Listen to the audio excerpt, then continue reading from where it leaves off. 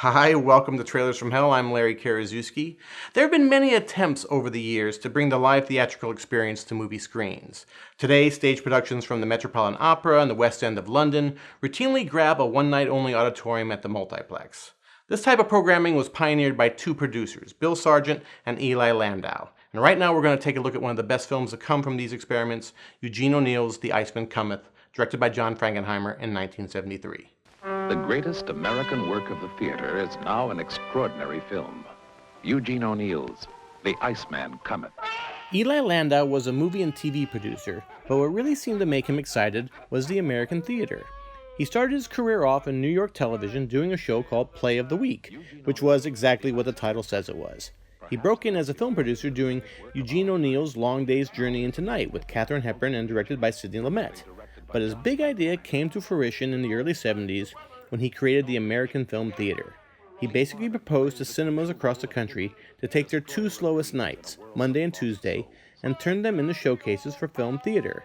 He created a subscription-based series. You had to take the whole package.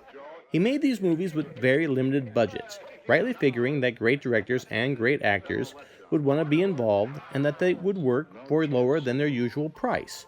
So he was able to get people like Laurence Olivier and Tony Richardson, Arthur Hiller to come in and direct these pieces. And big actors at the time like Glenda Jackson, Maximilian Schell, who actually got an Oscar nomination here for appearing in The Man in the Glass Booth. These movies have been hard to see over the years and have been mostly forgotten.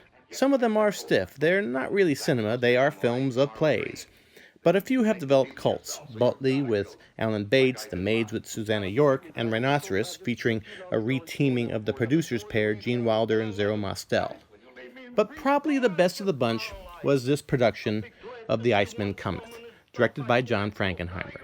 When Frankenheimer was approached by Landau, he said he would only do it if he could get one of three actors, Marlon Brando, Gene Hackman, or Lee Marvin. Brando considered it, but he was quite honest with Frankenheimer and said there was no way he could memorize all those lines.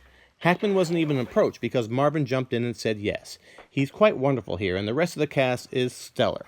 Frankenheimer gets the last and possibly best performance out of Robert Ryan, who is heartbreaking, walks away with the film. This is also Frederick March's last performance. He was actually quite sick at the time, came out of retirement to be in the film.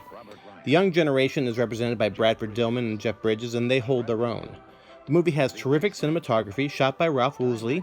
He gives it a dark Dutch masters look. This is one of the few American film theater projects that feels like a real cinema experience, even though it all takes place in that one bar room. But be warned, this movie is long, 1 minute shy of 4 hours, said to be the only American film ever released with 2 intermissions.